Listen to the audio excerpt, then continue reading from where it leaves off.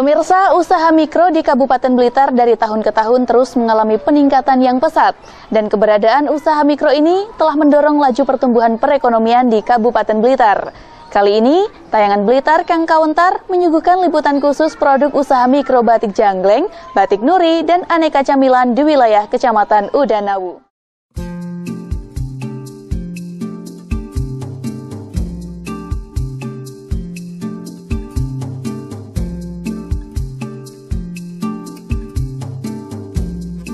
Usaha mikro merupakan usaha produktif milik orang perorangan atau badan usaha perorangan yang memenuhi kriteria usaha mikro, sebagaimana diatur dalam undang-undang dengan kriteria aset maksimal 50 juta dan kriteria omset maksimal 300 juta rupiah dalam 1 tahun.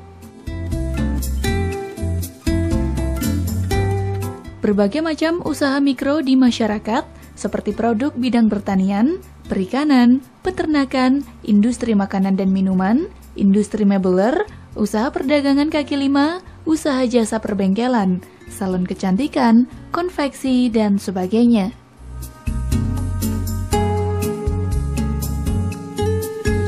Usaha mikro yang kita bina itu ada yang bergerak di bidang batik, ada yang bergerak di bidang makanan olahan seperti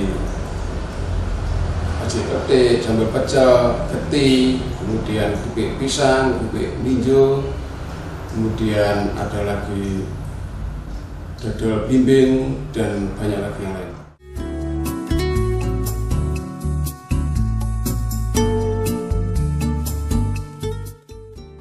Keberadaan usaha mikro di Kabupaten Blitar tahun ke tahun terus bertambah dan berkembang pesat.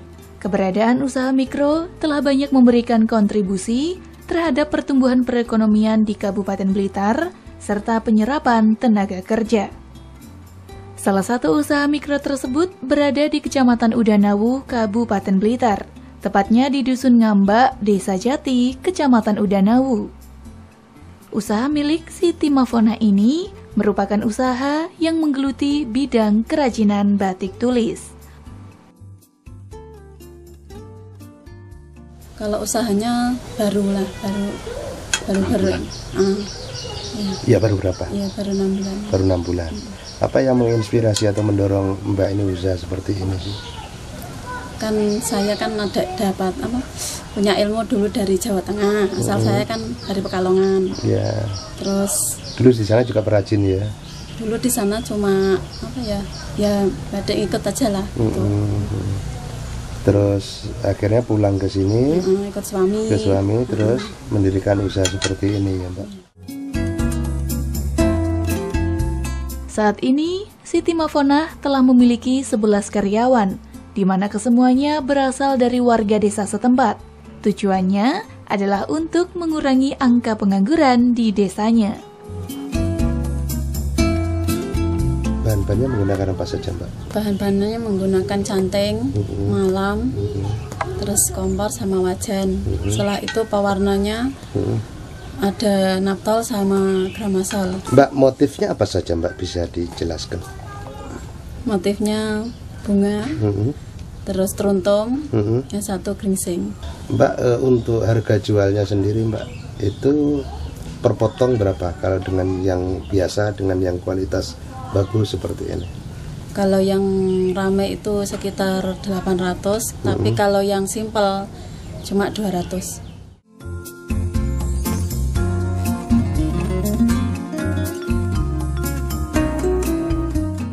Usaha kerajinan batik di Kecamatan Udanawu ini tidak hanya berada di Desa Jati pemirsa, namun juga berada di Desa Slemanan, Kecamatan Udanawu.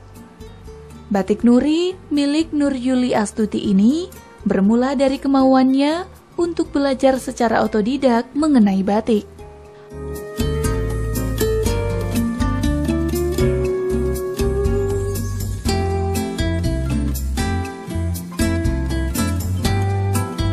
Sudah agak lama, cuma secara berani keluarnya ya barusan. Kalau dulu kan cuma pemasarannya ke family saja.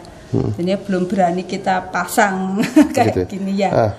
Itu Anda memiliki sekitar satu tahun mungkin. Memiliki keterampilan batik dari mana awalnya? Bisa diceritakan itu? Ya kita pertama belajar dari otodidak, jumput Pak. Dari dulu kan warna kita ambil pakai winter ya istilahnya.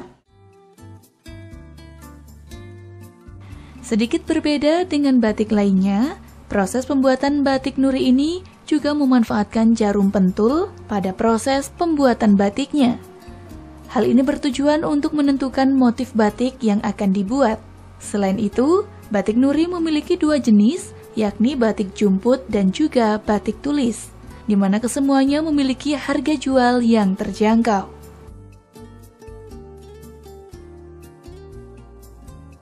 Ini batik apa saja yang diproduksi, Bu? Sementara ini ya batik jumput sama batik tulis, tapi kita cenderung ke batik jumput yang lebih santer pemasarannya karena harganya lebih terjangkau. Ya, kalau untuk yang batik jumput dari yang termurah itu 100, yang paling mahal mungkin 125 untuk jumput. Itu yang termahal. Ya. Terus untuk yang kita kombinasi sama yang telujuran seperti motif daun, bunga itu 150 untuk per 1 potong 2 meter. Ya. Terus yang paling tulisnya? Kalau batik tulis itu tergantung anunya, mulai dari 200 sampai 350 tergantung motif sama panjang kain. Iya.